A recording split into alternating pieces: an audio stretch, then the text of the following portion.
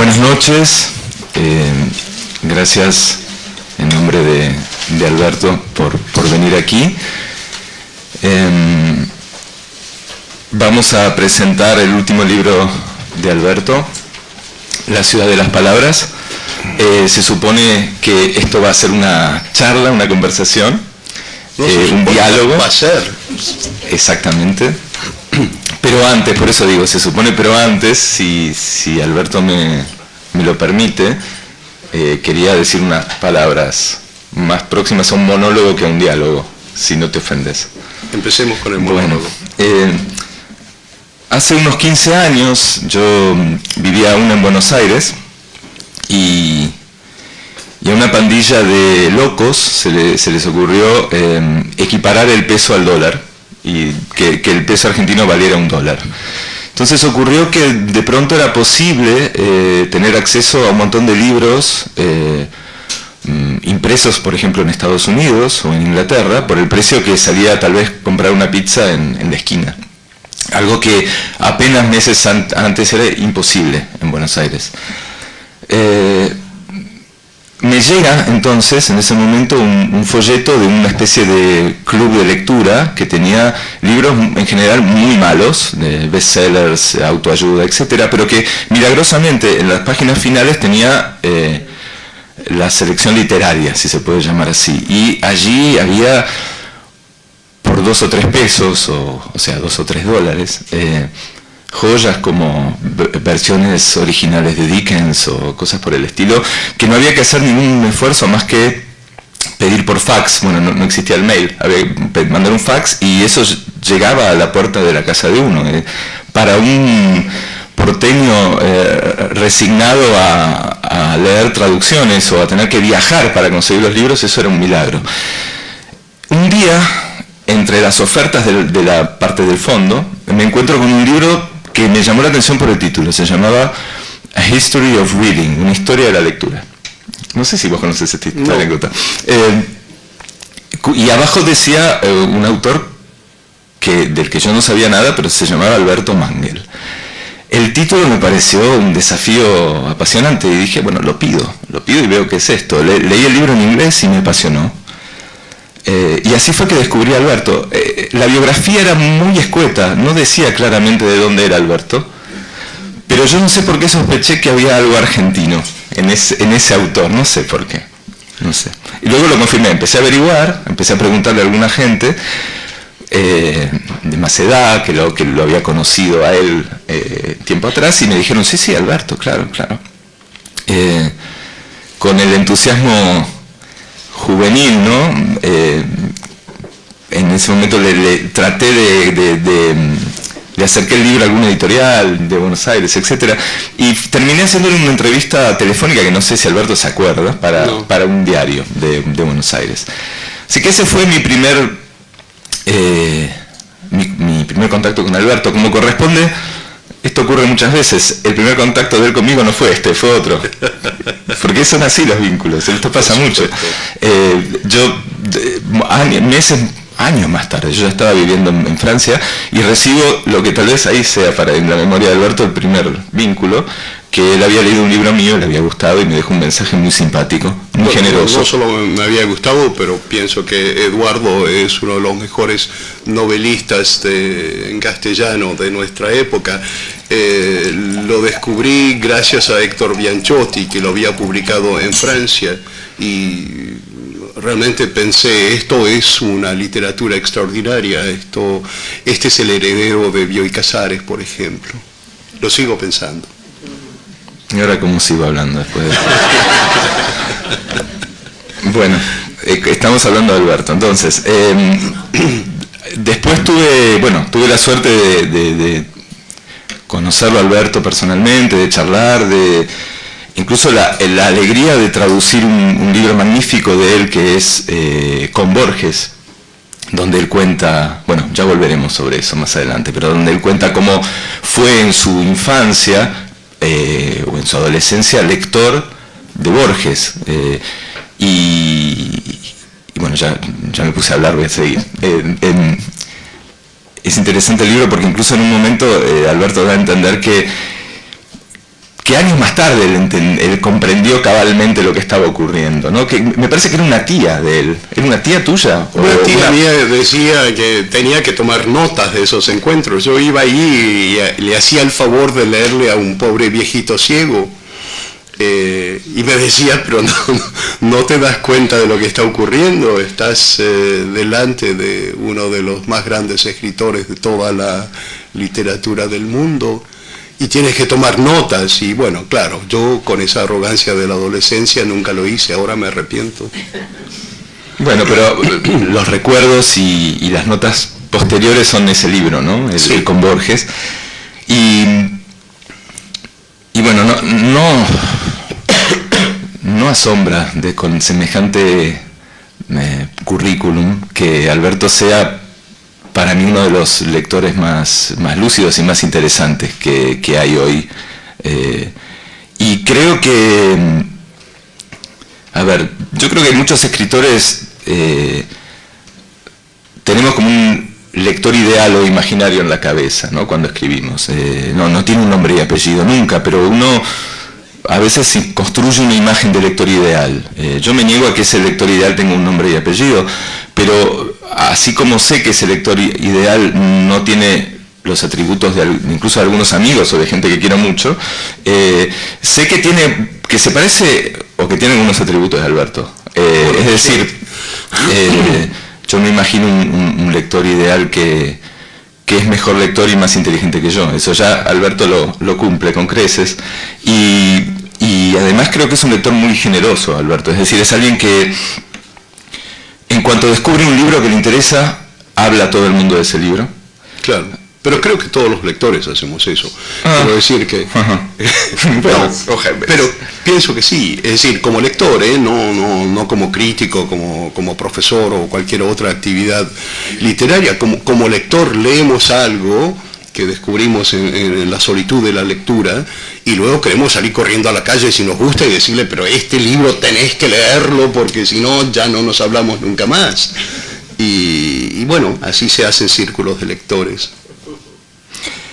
Y creo que además, bueno, muchas veces uno hereda lecturas. Yo creo que Alberto heredó lecturas de Borges. Claro. Y creo que Alberto es como, no hay una palabra tan perfecta como en francés que se dice passeur, ¿no? Sería un transmisor. Nuestro amigo común Edgardo habla del pase del testigo, ¿no? Del pase de la posta. Sí. Creo que él es, Alberto, además de estar legándonos sus lecturas, pero también es un passeur de toda esa tradición de lecturas, creo yo. Y ya se sabe que las buenas herencias enriquecen, ¿no? Salvo cuando uno hereda deudas, ¿no? Pero en este caso uno hereda realmente, con Alberto como lector, uno se enriquece. Entonces, La ciudad de las palabras es otro libro más que viene a enriquecernos como lectores. Yo me permití tomar unos apuntes para tratar de transmitirles o de contarles un poco algunos aspectos del libro, porque es muy difícil de resumir y seguramente voy a dejar muchas cosas afuera y voy a simplificar mucho, porque simplificar 5 conferencias en 3 páginas es imposible y ni siquiera intento hacerlo. Pero bueno, voy a tratar de... Gracias. Voy a tratar de compartir algunos apuntes de lectura, si se puede llamar así. Y luego vamos a dialogar, lo prometo.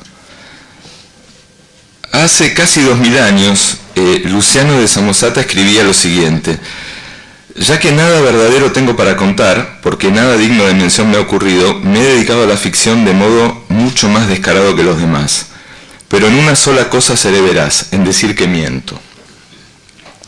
Los lectores de ficción sabemos por experiencia que la literatura consiste, como lo formulara por ejemplo Vargas Llosa, en la verdad de las mentiras. Somos mentirosos, escribió alguna vez Juan Rulfo. Todo escritor que crea es un mentiroso, la literatura es mentira, pero de esa mentira sale una recreación de la realidad. Recrear la realidad es, pues, uno de los principios fundamentales de la narración. A pensar a fondo estos conceptos de verdad y de mentira, tanto en el discurso de la ficción como en el discurso político, se ha consagrado Alberto en los ensayos, conferencias que integran La ciudad de las palabras, su más reciente libro, que sucede a una novela que, casualmente o no, se llama Todos los hombres son mentirosos. En este libro él nos plantea una inquietante paradoja. Por un lado tenemos el lenguaje de los políticos, que pretende referirse a categorías reales, pero que acaba congelando las identidades en definiciones estáticas, sin conseguir, o consiguiendo muy pocas veces, individualizar a los hombres. Por otro lado tenemos la lengua de la poesía y de la ficción, que reconoce la imposibilidad de nombrar con exactitud, o de manera definitiva, pero que así todo nos ayuda y nos otorga identidad, identidades que nos revelan a nosotros mismos. La ficción, dice Mangel, un oficio que se jacta de construir la realidad con las palabras. Hay mucha cita, o sea, si algo les gusta de lo que digo es cita de él, no es mío. Una vez que lo has leído, te pertenece a ti. La ficción no suele ni debería ocuparse de dar respuestas concluyentes, ni explicaciones esquemáticas, ni postulados absolutos, pero eso no implica para nada que equivalga a una fabulación estéril. Cuando ilumina con su obra, todo escritor, todo hacedor, redefine las creencias, amplía las definiciones. Cito, por ejemplo, un pasaje del libro: el conocimiento de diferentes conceptos de tiempo y de espacio, como los que propone Kafka en sus fábulas,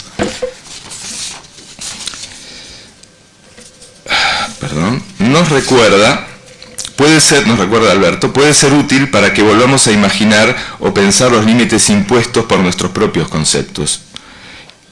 En otros términos, a la imaginación restrictiva de las burocracias, al uso limitado del lenguaje político, nuestras ficciones suelen oponer un universo ilimitado de palabras, ¿no? Otras vidas posibles, se puede decir así. El vínculo entre mentiras políticas y verdades literarias, como lo proclama el subtítulo del libro, es central en este conjunto de ensayos y de conferencias, pero la riqueza del libro no se agota en absoluto con esto que acabo de plantear ni con este tema. En el prólogo, Mangel enumera una serie de preguntas sobre las cuales se articulan los 5 ensayos. ¿Cómo determina, limita y amplía el lenguaje nuestra forma de imaginar o concebir el mundo? ¿Por qué buscamos definiciones de identidad en las palabras? ¿Cuál es, en esta búsqueda, el papel del narrador? ¿Cómo nos ayudan los relatos a percibirnos a nosotros mismos y a los otros? Estas preguntas las enumera Alberto en el prólogo. Justamente el tema del otro y de lo otro, a mí me parece que también es fundamental en este libro. Al referirse a la epopeya de Gilgamesh, que Alberto estima como la primera vez que en la historia de la literatura aparece el recurso del libro dentro del libro,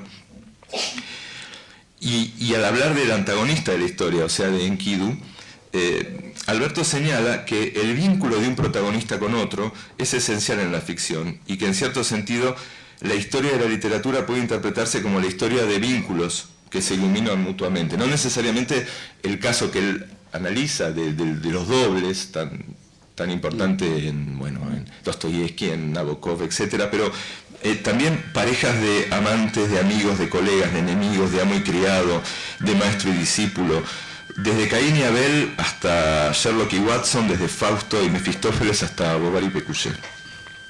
Sin hablar del caso del Quijote, hay realmente páginas fabulosas fantásticas dedicadas al Quijote en el libro, que Alberto postula así: Cervantes y su otro yo, Cide Hamete Benengeli, se reflejan a su vez en otra pareja de dobles, sus criaturas de ficción, Don Quijote y el escudero Sancho Panza, que comienzan las aventuras con personalidades distintas, opuestas, y acaban siendo 2 personajes entrelazados como Gilgamesh y Enkidu.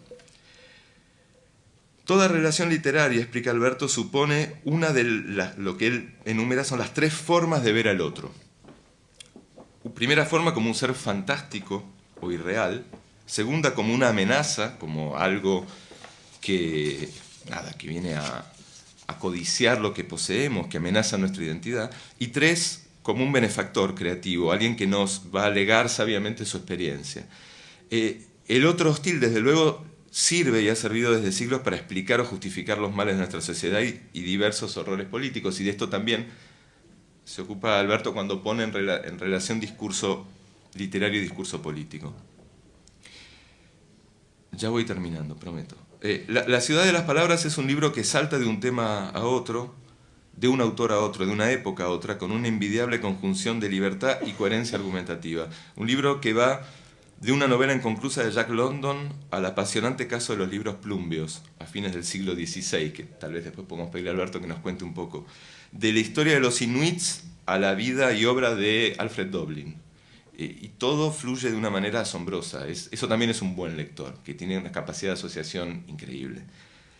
Aludiendo a Doblin, precisamente, Manger nos cuenta que el autor de Berlin Alexanderplatz se jactaba de leer como la llama lee la madera. Yo, dudo que Alberto tendría la inmodestia de decir que él lee así, pero yo creo que semejante metáfora podría aplicarse sin exageración al propio Alberto, porque él es uno de esos lectores de fuego que en su pasión engendra llama, que ilumina y enseña, tanto con el juicio crítico, como decía, como también con los caminos que abre en esa biblioteca infinita, donde él es un cicerone. Autor de Una historia de la lectura, que le valió muchos premios, y de libros con títulos como Leyendo imágenes o Diarios de lectura, Manger es alguien idóneo, sin dudas, para ayudarnos a entender mejor los vínculos entre el lenguaje y el mundo, entre la ficción y la sociedad. Los relatos no pueden protegernos del sufrimiento, del error, de la locura dañina, de la codicia suicida, es una de las conclusiones del libro, pero a veces, y por razones imposibles de prever, pueden hablarnos de esa locura y de esa codicia y recordarnos que tenemos que mantenernos alerta. Los relatos, dice Manger, pueden ofrecer consuelo frente al sufrimiento y palabras para dar nombre a nuestras experiencias. La ficción puede ayudarnos a entender quiénes somos, puede sugerirnos formas de imaginar un futuro y ofrecernos alguna manera de permanecer vivos juntos en esta tierra maltratada. Estos son un poco mis apuntes de lectura, pero hay una cita en el libro que me gusta, me parece útil ahora. Alberto dice que la mayoría de las actividades humanas son individuales, y enumera, ¿no? No necesitamos a otro para respirar, para andar, para comer, para dormir, pero sí necesitamos a otros para hablar. Sin diálogo no existimos. Entonces, bueno, con esta cita declaro abierto nuestro diálogo, Alberto. Bueno, pongámonos a existir. No, hay algo que yo no encontré en el libro, que es, estas son 5 conferencias que vos diste, ¿dónde y cuándo? Hace unos años la Universidad de Toronto, que estableció las conferencias Massey, me pidió que pensase en un tema para estas conferencias. Son unas conferencias que fueron creadas hace unos 20 años, se dan en distintas ciudades del Canadá, son 5 conferencias, y se transmiten por la radio en toda América del Norte y en Australia. Como proponen esta conferencia con mucha anticipación, dan tiempo al escritor de escribir un libro del cual luego se toman las conferencias. Entonces, escribí este libro pensando que el tema iba a ser la pregunta de por qué estamos juntos. Porque una pregunta que pienso nos hacemos todos es, vivimos en medio de terribles conflictos, estamos constantemente en batalla los unos con los otros, nuestros intereses que debieran ser comunes en una sociedad no lo son. Y entonces, con todas estas peleas, con todos estos odios, con todos estos prejuicios, ¿por qué estamos juntos? Cuando pensé en este tema, se lo comenté a otra persona que había hecho estas conferencias Massey, al escritor Ronald Wright, y su respuesta fue, bueno, ¿qué otra opción nos queda? Y eso me pareció muy útil como punto de partida, porque estamos condenados a estar los unos con los otros. Y para entender quiénes somos los unos y los otros, y qué es esa entidad que creamos y que llamamos sociedad, contamos historias. Y ese fue el punto de partida. Hay una Hay una anécdota. Vos contás que una vez le preguntaron a Doblin por qué escribía, ¿no? Entonces Doblin contestó que esa pregunta era, esto era algo que él se negaba a plantearse. Sí. El libro terminado no me interesa, fue la respuesta. Lo que me interesa es el libro por venir, ¿no? Yo cuando leía esto me acordaba de, creo que es esa frase de Marguerite Duras, ¿no? Que escribir sería algo así como saber lo que escribiríamos si escribiéramos. Entonces pensaba que la escritura está como siempre en futuro, ¿no? Las lecturas pertenecen a nuestro pasado, pero hay algo de la escritura que... Bueno, los franceses tienen ese modo verbal que es tan útil para definir una acción que está haciéndose. On est en train de... On est toujours en train d'écrire.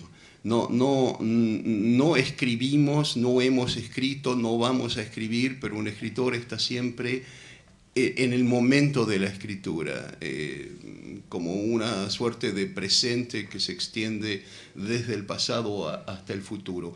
Y es cierto que el libro terminado, como dice Döblin, no interesa. El libro terminado es una de las etapas del libro en la cual nos hemos resignado a detenernos, pero la reescritura podría continuar para siempre.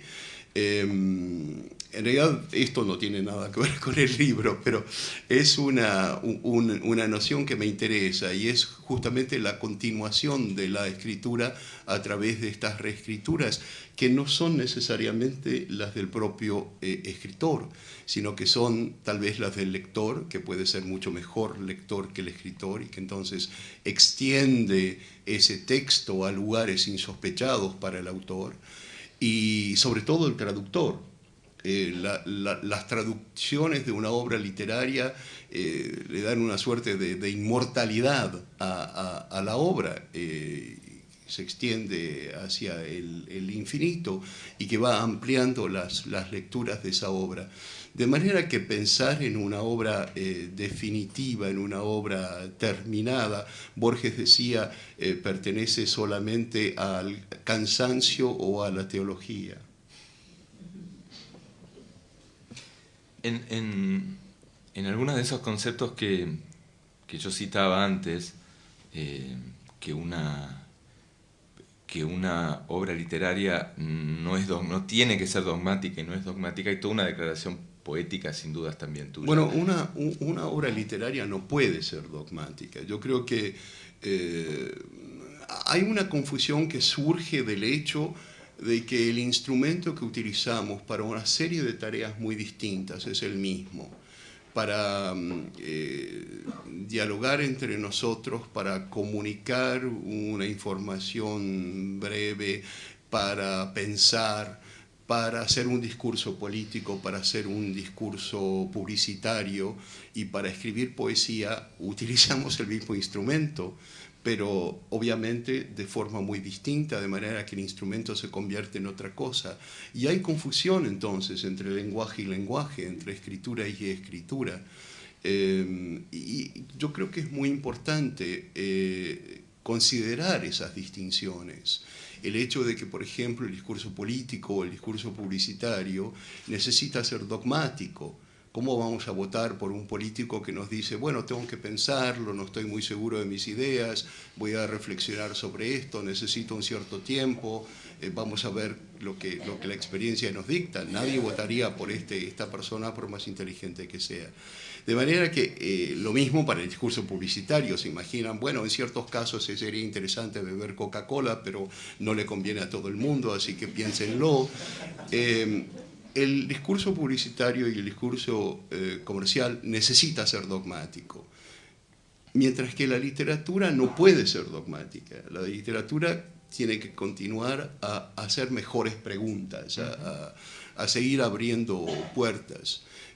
Me hace gracia cuando se habla de literatura como una forma de escaparse del mundo. La literatura nunca deja a nadie escaparse del mundo con una respuesta fácil, diciéndole, sí, por supuesto, Don Quijote está loco, olvidémonos de él, Madame Bovary es una adúltera, olvidémonos de ella. No nos deja nunca definir las cosas así claramente, sino que nos frota las narices en la realidad. A mí me interesaba plantear este tema porque en tu caso, Alberto, hay una doble tarea que se compagina todo el tiempo entre creador de ficciones, de novelista, y ensayista. Y me interesaba porque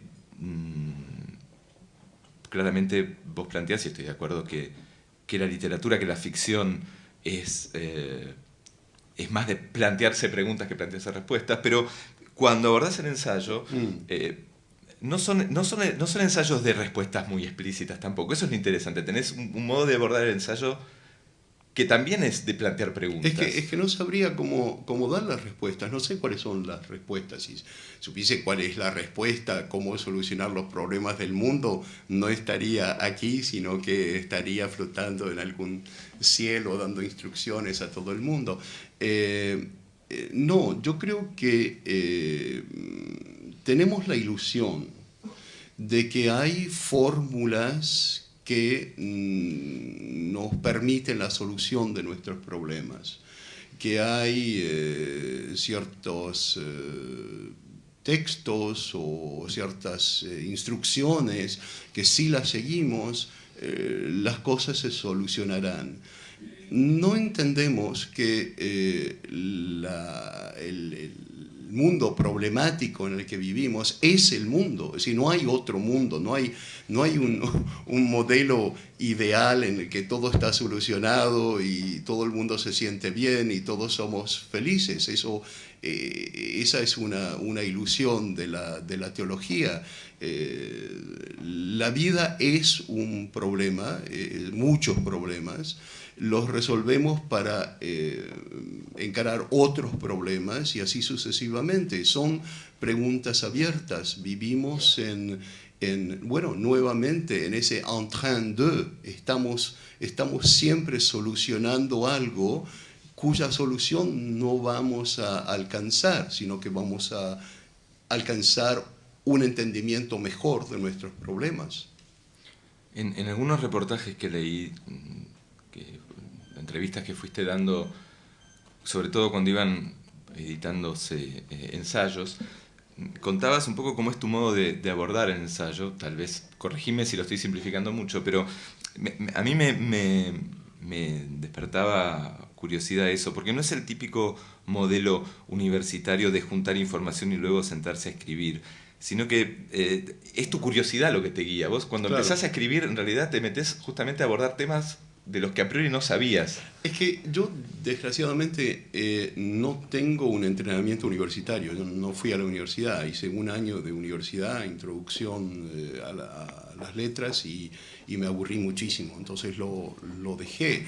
Y lamento no haber seguido, porque me hubiese dado una metodología, un conocimiento de las teorías literarias, siquiera para abandonarlas luego, pero por lo menos conocerlas. Entonces, sin método, sin teoría, lo único que me guía es la pregunta, la curiosidad. Es un poco, mi sistema es un poco el de Aby Warburg, que es mi lector ideal, mi librero, mi bibliotecario ideal, el fundador de la biblioteca Warburg. Y bueno, en fin, ya luego quizás les contaré un poco más de él si no saben, pero él tenía ciertas reglas que había descubierto sobre el arte de la lectura y de la bibliotecología, y una era la ley del buen vecino. La ley del buen vecino dice que la información que buscamos en un libro se encuentra en el libro que está al lado.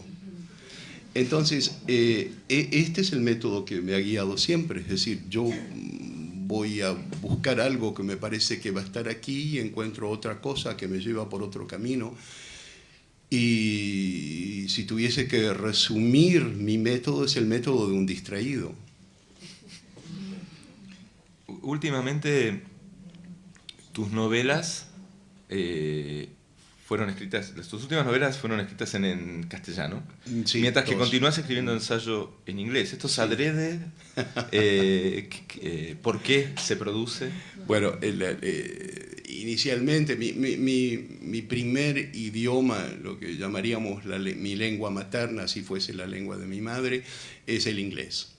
Entonces, durante 7 años hablé solamente inglés, alemán, y aprendí castellano cuando volvimos a Argentina con mi familia en el 55, de manera que tenía 7 años, 8 años. Es una lengua que vino después. Entonces, la primera reacción lingüística es en inglés. Cuando tengo que pensar en algo, las primeras palabras que me vienen son en inglés. Entonces, ¿Las cuentas las haces en inglés? sí. Eso, ¿sí? Pero claro... Es muy revelador en qué idioma se hacen las Sí, cuentas. Sí. pero la pregunta también que suele hacerse es en qué idioma sueño, Sí. y depende del lugar donde estoy.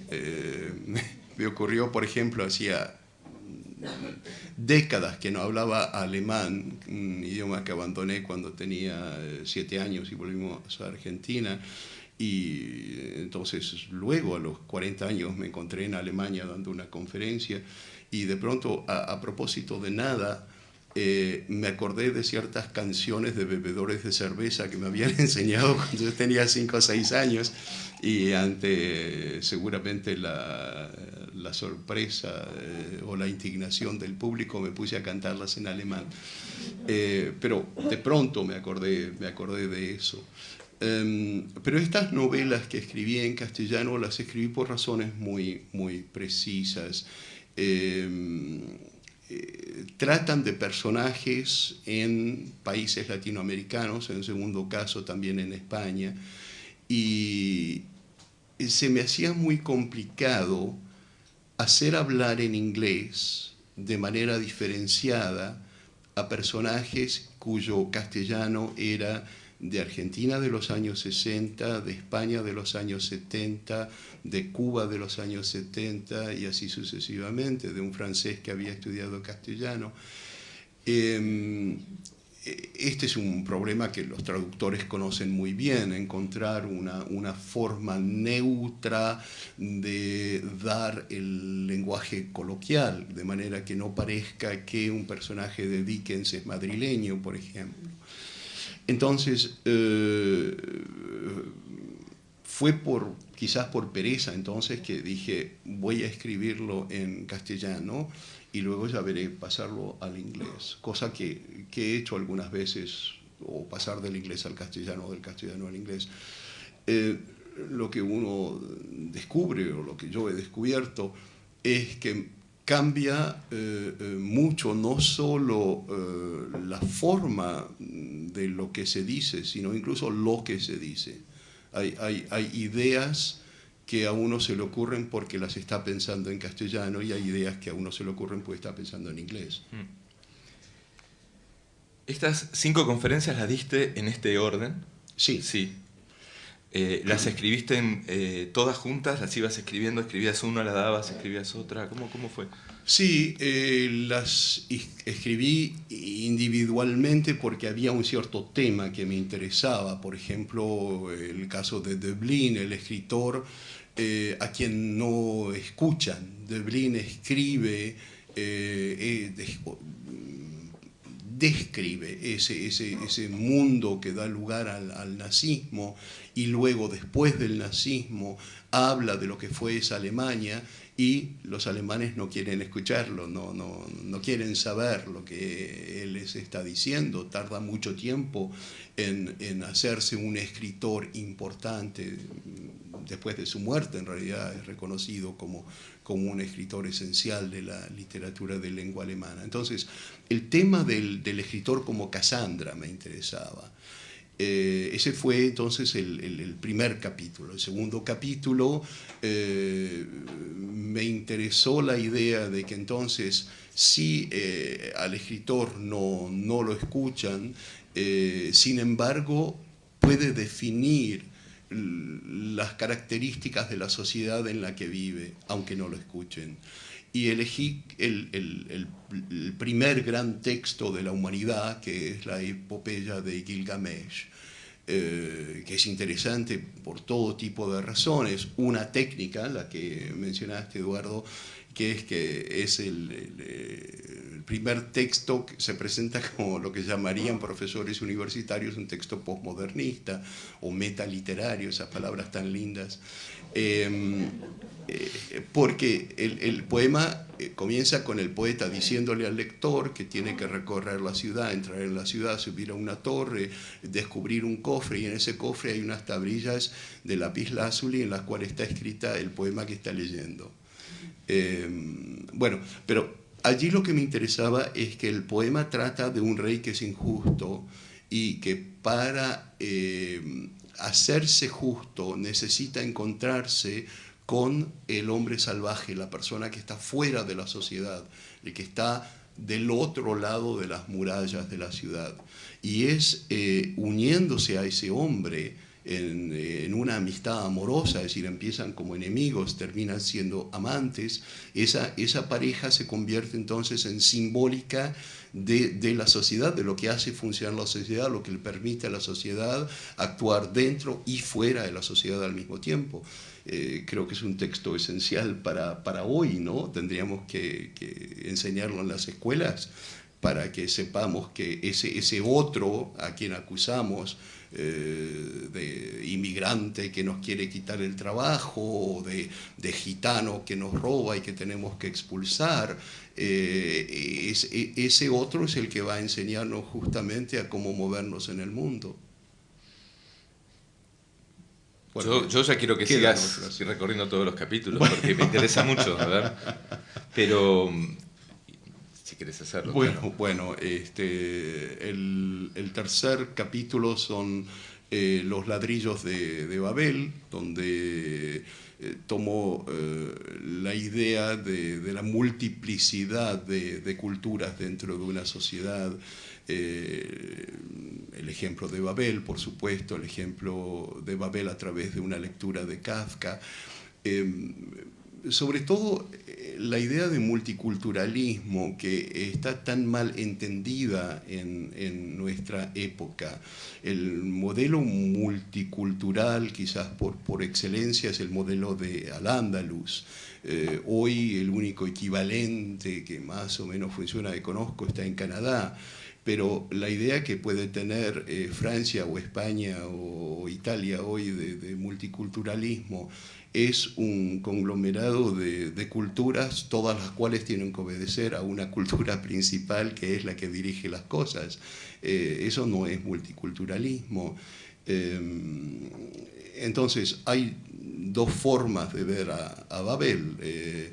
Babel es una maldición porque para no permitir que se construya la torre, la lengua única que habla toda la humanidad se divide en miles de lenguas para que la gente no pueda comunicarse, o podemos leerlo como la fragmentación de ese lenguaje único para que podamos decir las cosas de muchas maneras distintas, para que podamos tener justamente esos idiomas creativos que van a darnos otras posibilidades de pensar. Bueno, ¿cuál era el cuarto? El cuarto es los libros de Don Quijote. Allí lo que me interesaba era ver cómo la historia oficial suele ser una mentira, y la diferencia entre la mentira que propone un gobierno para la sociedad y la verdad con la que la literatura representa esa mentira. Y en España está un caso extraordinario que es los dos movimientos de expulsión que se dan en España. Primero la expulsión de los judíos y los árabes y luego la expulsión de los moriscos y marranos, para inventar una España pura, limpia, sin contaminación, y que da lugar entonces a ficciones extraordinarias para minar esa historia falsa. Una que cuento, pero que es muy largo detallar aquí, que es la aparición de los libros plúmbeos. Se descubre en la demolición de una torre de la Catedral de Granada un cofre con unos textos que revelan, bueno, hay varios descubrimientos, pero bueno, los libros plúmbeos son unos discos de plomo que se pueden ver hoy en el Sacromonte, en los que se revela que los primeros cristianos de España no fueron los que llegaron con Santiago a Compostela, sino que fueron los árabes. Los árabes, incluso un árabe convertido al cristianismo por Cristo mismo, y que entonces el centro fundador del cristianismo en España, en toda la península, no es Compostela, sino Granada. Bueno, el arzobispo de Granada, por supuesto, encantado con esta idea, trata de traducir estos textos que están escritos en un idioma muy extraño, y entonces dos eruditos famosos de la época trabajan para el rey, se presentan y dicen que van a ayudarlo a traducirlos, entonces se encargan de hacer esta traducción, y sí, se revela que estos textos son auténticos. Dicho sea de paso, cuando uno visita el Sacromonte hoy, el guía le dice que son textos auténticos, que realmente revelan que Granada es el centro fundador del cristianismo. Bueno, interviene por supuesto el Vaticano, la Inquisición investiga.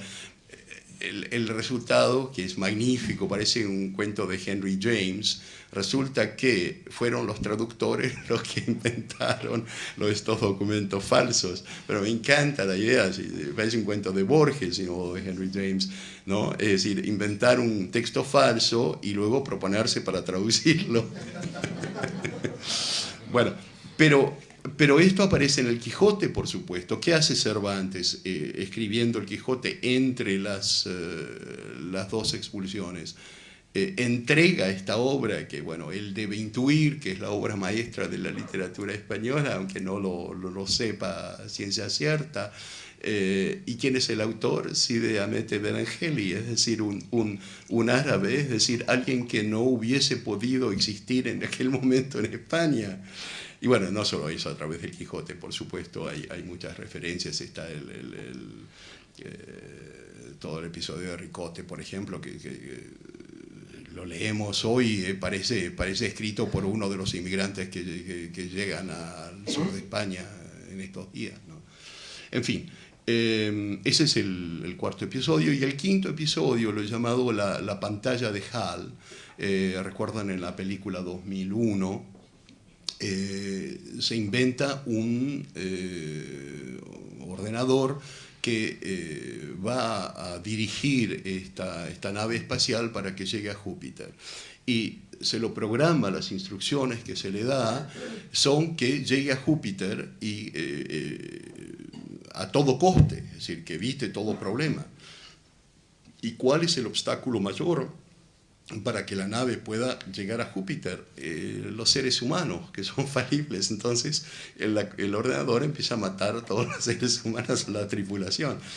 Y esto yo lo comparo a una novela inacabada de Jack London que se llama Asesinato, Sociedad Anónima, no me acuerdo cómo es el título exacto en castellano, que propone más o menos el mismo sistema, es decir, es alguien que crea una sociedad para asesinar a gente molesta en la sociedad. Es una buenísima idea.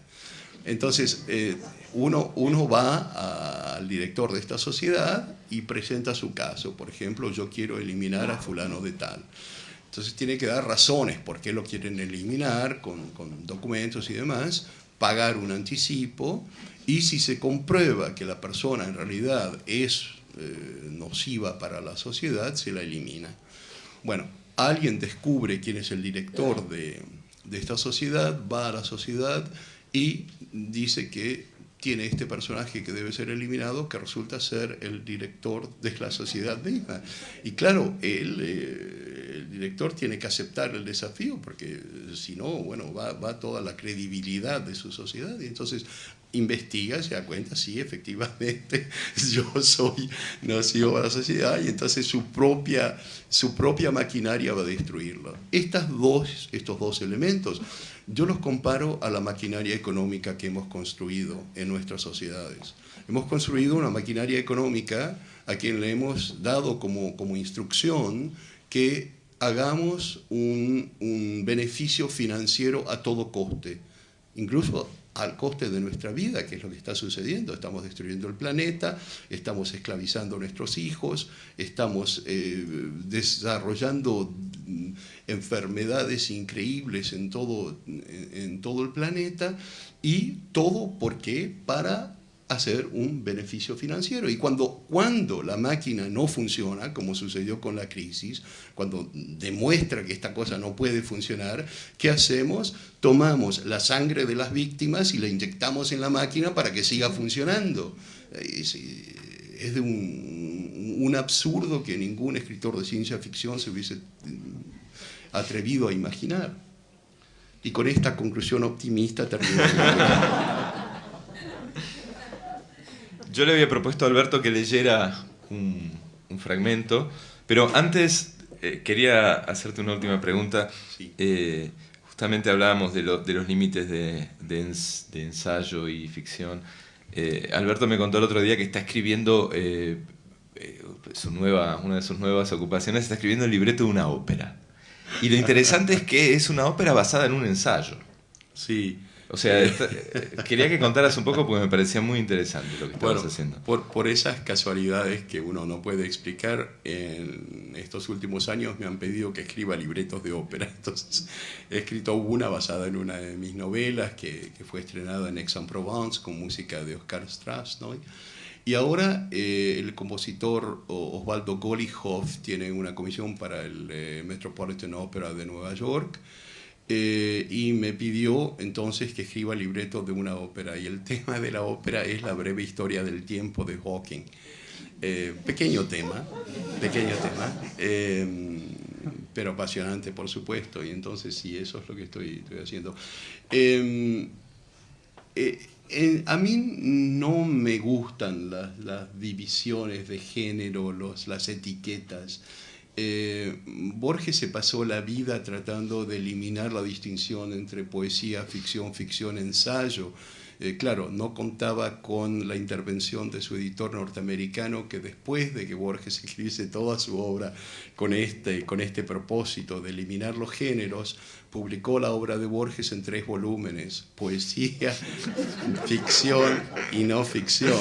Es decir, decidió, además con una arrogancia increíble, es decir, decidir, por ejemplo, que, no sé, Dream Tigers, por ejemplo, es un texto de ensayo, y que La muralla y los libros es un texto de ficción. Es decir, bueno, en fin.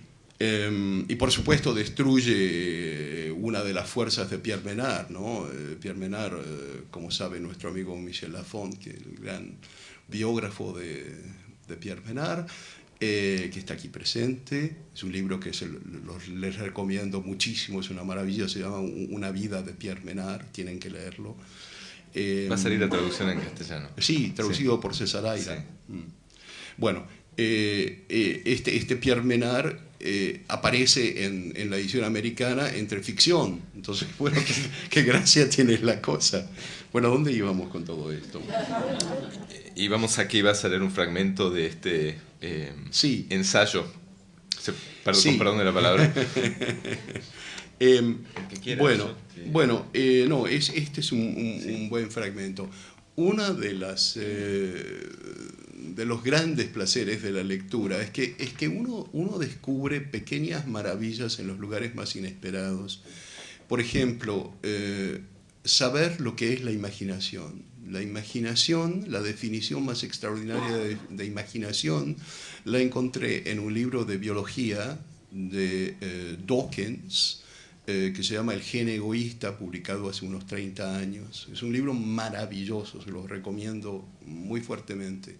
Y allí Dawkins propone que, siguiendo la teoría darwiniana, nosotros evolucionamos, en fin, todas las criaturas del mundo evolucionan como protección para el gene, es decir, lo que sobrevive en el mundo como criatura viva importante es el gene, y para proteger esos genes se crea la célula, la célula se convierte en distintos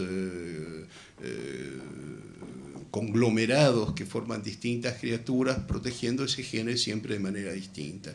Y que nosotros, esto no alienta nuestro orgullo, somos en realidad como fortalezas para este gene un poco mejores, más elaboradas que la de, no sé, una ameba, por ejemplo. Somos envases. Sí. Bueno, y que las distintas calidades humanas son en realidad formas de sobrevivir en ese mundo para ayudar al gene a sobrevivir. Y que así hemos desarrollado la imaginación. La imaginación es lo que nos permite, como criaturas en el mundo, de imaginar la experiencia del mundo sin tener que sobrellevarla. Saber lo que es meter la mano en la boca de un tigre sin tener que meter la mano en la boca de un tigre. Entonces la imaginación, y con la imaginación por supuesto la literatura, inventa el mundo para que sepamos lo que es el mundo, inventa personajes para que sepamos lo que somos nosotros, tener la experiencia del mundo a través de la lectura antes de estar en el mundo. Y les cuento un poco uno de los ejemplos que da Hawking, que es absolutamente maravilloso. La imaginación, la capacidad de concebir una realidad que no se presenta materialmente a los sentidos, es también producto de esa interacción entre los seres vivos y el mundo. El estudio del canto de los pájaros ofrece un maravilloso ejemplo de este proceso de invención. Se sabe que cuando un halcón se aproxima a una bandada de pájaros que se están alimentando, uno de ellos emite un sonido de advertencia para que sus compañeros puedan escapar. Al hacerlo, el pájaro guardián atraerá sobre sí la atención del halcón y, en muchos casos, se convertirá en su presa. En muchos casos, pero no en todos. Hay ocasiones en las que el halcón no reparará en él y partirá con las garras vacías. El pájaro, abandonado por sus compañeros, podrá entonces comer hasta hartarse de la fruta del árbol. Si este caso se repite, aprenderá que cuando emite su canto de advertencia, el resultado puede ser disfrutar de un árbol lleno de comida y sin competencia alguna. Por lo tanto, cuando el alimento no abunda, es posible que el pájaro emita este canto sin que haya ningún halcón en el horizonte, solo para deshacerse de los otros pájaros. Al hacerlo, miente, por decirlo así, inventa una situación de peligro, utiliza lo que de tratarse de seres humanos llamaríamos la imaginación. Naturalmente constituye un error utilizar vocablos como mentir, imaginar, que suponen una conciencia ilustrada para referirnos a pájaros, pero el ejemplo refleja un modelo de conducta similar a la de los individuos de la especie Homo sapiens. Quiero decirles que la traducción, que me parece magnífica, es de Carmen Criado. Es una traducción espléndida. Y tenemos que recordar que cuando leemos una traducción estamos leyendo una versión muchas veces mejor que el original. Así que tenemos suerte que esta sea así. Yo no sé si hay alguien que quiera preguntar algo. Es el momento de hacerlo o de callar para siempre. No, en serio. Si alguien quiere preguntar. Claro.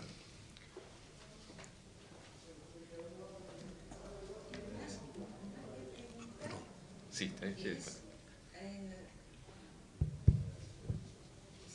de una duda que se me presenta cuando leo revistas literarias, críticas sobre libros que salen, Aquí le están trayendo un micrófono. Sí. Mira que mi voz era suficientemente potente. Todos me lo dicen, que grito mucho. Cuando entro en una librería o me guío por críticas literarias de suplementos especializados o porque un amigo me ha recomendado un libro determinado. Me pasa muchas veces, demasiadas, que de repente descubro un libro como una historia de la escritura fabuloso, fabuloso, me quedo maravillada. Este libro en cuestión fue descubierto en una localidad de Buenos Aires que se llama Quilmes y que debido a viajes míos a visitar a mis padres he ido. Allí habita un librero de la vieja época, ya no son así, donde es un gusto oírlo a él aconsejar sobre libros, porque en su librería tiene, lee, no digo que todos porque es imposible, pero muchísimo. Entonces da gusto. Él cuando recomienda un libro, yo lo doy como sagrado. Este vale. Entre esos libros que me recomendó, el suyo.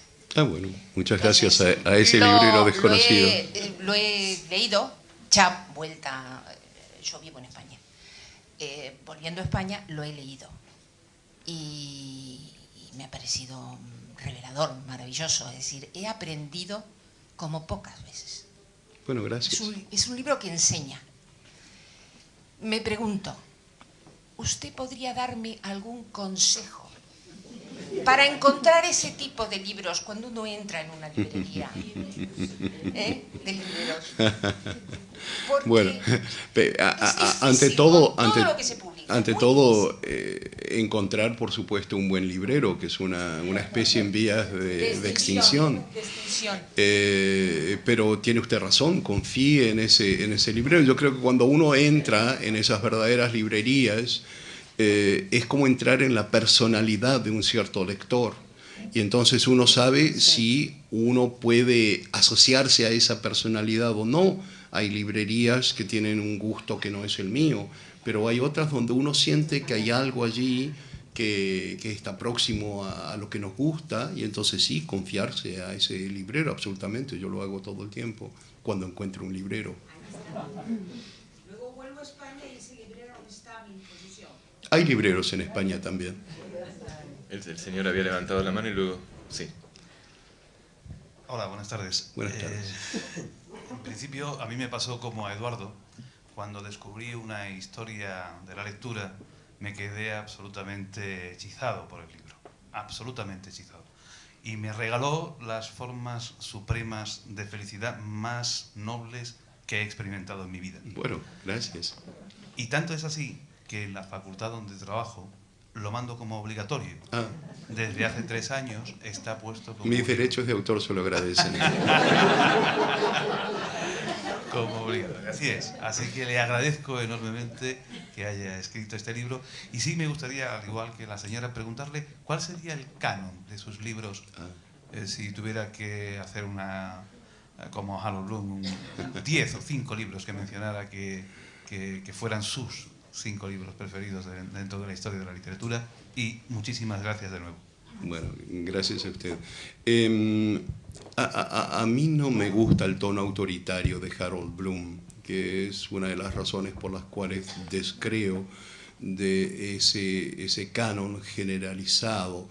Yo creo que si bien hay ciertos libros que han sido importantes para la humanidad a través de los siglos, cada lector crea su propio canon. Recordemos que el canon comienza en la Biblioteca de Alejandría justamente porque hay tal acumulación de libros que ningún lector puede encontrar su camino, y entonces los bibliotecarios se ven obligados a hacer un canon, una lista de libros importantes anotados. Esto es útil para ciertos lectores, pero el problema es que quedan entonces descartados muchísimos otros libros que en muchos casos entonces no nos han llegado. Me parece excelente que los bibliotecarios de Alejandría hayan decidido que la Odisea y la Ilíada entrasen en el canon, pero ¿cuáles son las otras Odiseas e Ilíadas que no entraron en el canon de ese bibliotecario? No solo pienso que cada uno de nosotros hace un canon personal, pero es también un canon que cambia mucho. Por ejemplo, hay ciertos libros que para mí permanecen constantes a lo largo de mi vida. Alicia en el País de las Maravillas, los ensayos de Chesterton, el Quijote, pero hay otros libros que han aparecido recientemente bueno, llamémoslo canon, como La Divina Comedia, por ejemplo, que es un libro que leo solo desde hace 3 años, ojalá lo hubiese empezado a leer hace mucho. Y los libros que son importantes para mí cambian.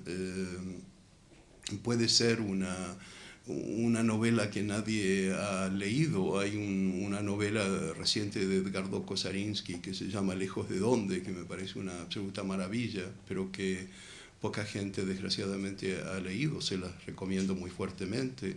Este libro de Michel Lafon, Una vida de Pierre Menard, me parece una joya. Y digamos que Eduardo Berti no está acá, y entonces les recomiendo una novela de Eduardo Berti que se llama Todos los Funes, que es absolutamente espléndida. Pero bueno, ese es una pequeña selección de mi canon personal. Sí, muchas gracias.